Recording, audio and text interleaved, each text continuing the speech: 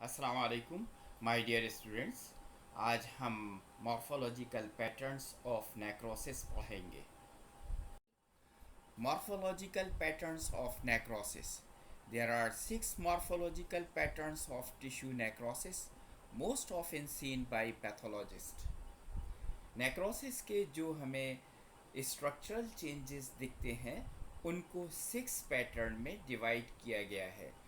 वो हैं coagulative necrosis, liquefactive necrosis, gangrenous necrosis, caseous necrosis, fat necrosis, fibrinoid necrosis।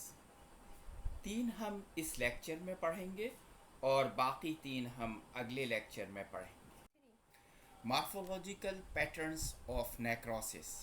There are 6 morphological patterns of tissue necrosis, most often seen by pathologists। Necrosis के जो हमें structural changes दिखते हैं उनके 6 pattern में divide किया गया है। वो हैं number 1 coagulative necrosis, liquefactive necrosis, gangrenous necrosis, caseous necrosis, fat necrosis, fibrinoid necrosis. 3 हम इस लेक्चर में पढ़ेंगे और बाकी 3 हम अगले लेक्चर में पढ़ेंगे। कोआगुलेटिव नेक्रोसिस। कोआगुलेटिव नेक्रोसिस के मंदरजा झैल पॉइंट या नुकात को अगली 3 स्लाइड में एक्सप्लेन किया गया है। Number 1, architecture of dead tissue is preserved for a span of at least some days. Coagulative necrosis में सेल डेथ के बाद कुछ अरसे तक सेल का आर्किटेक्चर यानी ढांचा बरकरार रहता है।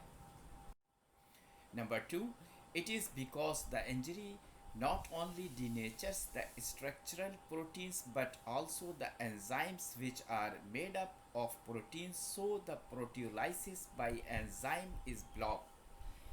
ये इसलिए होता है कि इंजरी से न सिर्फ सेल के स्ट्रक्चरल प्रोटीन्स की डिनेचुरेशन होती है बल्कि सेल के एंजाइम जो कि प्रोटीन होते हैं और प्रोटियोलाइसिस कराते हैं वो भी डिनेचर हो जाते हैं, जिसके नतीजे में सेल का स्ट्रक्चर कुछ अरसे तक प्रिजर्व रहता है। Number 3, it is caused by ischemia caused by obstruction in a vessel. ये आम तौर पर इस्कीमिया यानी खून का बहाव रुकने की वजह से होता है। Number 4, localized area of coagulative necrosis is called infarct। वो डेड टिश्यू जहाँ कोआगुलेटिव नेक्रोसिस हुआ हो उसे हम इन्फार्क्ट कहते हैं। इस स्लाइड में आपको बाईं तरफ या लेफ्ट साइड पर कोआगुलेटिव नेक्रोसिस की हिस्टोलॉजिकल अपीयरेंस नज़र आ रही है जैसा कि वो माइक्रोस्कोप में दिखेगा, और दूसरी तरफ यानी राइट साइड पर इसकी ग्रॉस मॉर्फोलॉजी नज़र आ रही है। इसमें आप वाज़ेह तौर पर देख सकते हैं कि टिश्यू आर्किटेक्चर प्रिजर्व है। लिक्विफैक्टिव नेक्रोसिस, जिस तरह हमने पिछली स्लाइड में कोआगुलेटिव नेक्रोसिस पढ़ा था, इसी तरह लिक्विफैक्टिव नेक्रोसिस के मंदरजा झैल नुकात को अगली 3 स्लाइड में एक्सप्लेन किया गया है। Liquefactive necrosis, it is characterized by digestion of the dead cells resulting in transformation of the tissue into a liquid viscous mass। इसमें डेड सेल हज़म हो जाते हैं और एक गाढ़े से मवाद में तब्दील हो जाते हैं और सेल का ढांचा मुकम्मल तौर पर तबाह हो जाता है। Number 2 is seen in focal bacterial और फंगल इन्फेक्शंस। ये आम तौर पर हमें बैक्टीरियल इन्फेक्शन या कभी कभी फंगल इन्फेक्शन में भी मिलता है। Number 3, microbes stimulate the accumulation of leukocyte and liberation of enzyme from these cells।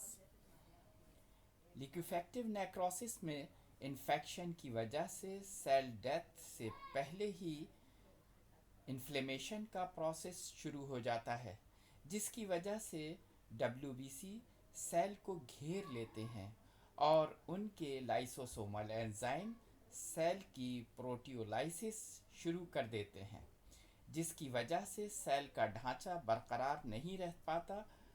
यही बुनियादी फ़र्क लिक्विफैक्टिव और कोऑगुलेटिव नेक्रोसिस में है। Point number 4.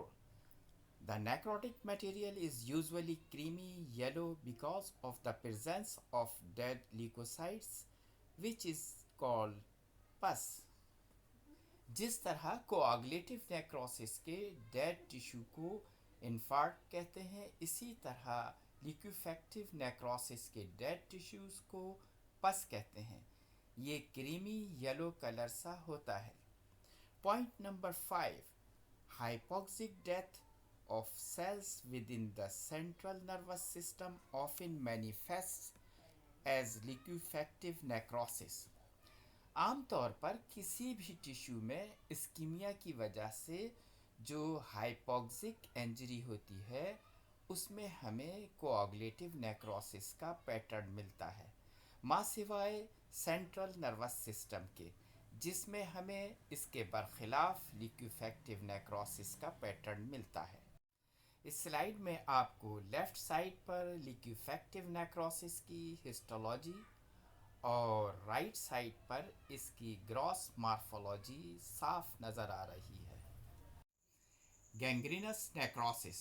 This is not a specific pattern of cell death but usually applied to a limb, generally the lower leg, that has lost its blood supply and has undergone necrosis, typically coagulative necrosis.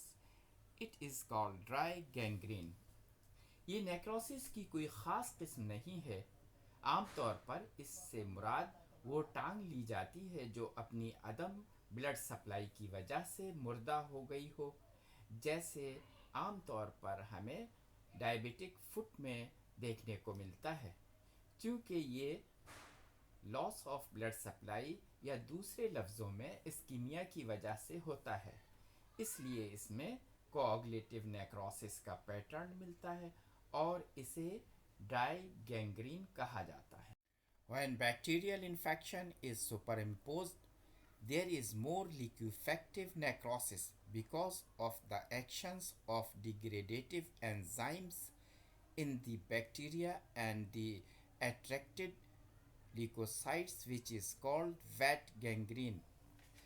अगर इसी gangrenous necrosis में infection का अंसर भी मौजूद हो तो इसमें कोऑगुलेटिव के बनिस्बत लिक्विफैक्टिव पैटर्न ज़्यादा मिलता है।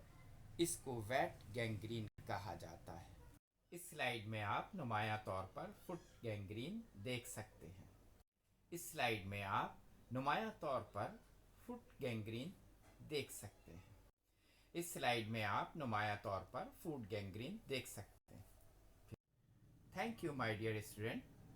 बाकिया नेक्रोसिस की 3 अक़साम हम अगले लेक्चर में पढ़ेंगे। खुदा हाफ़िज़।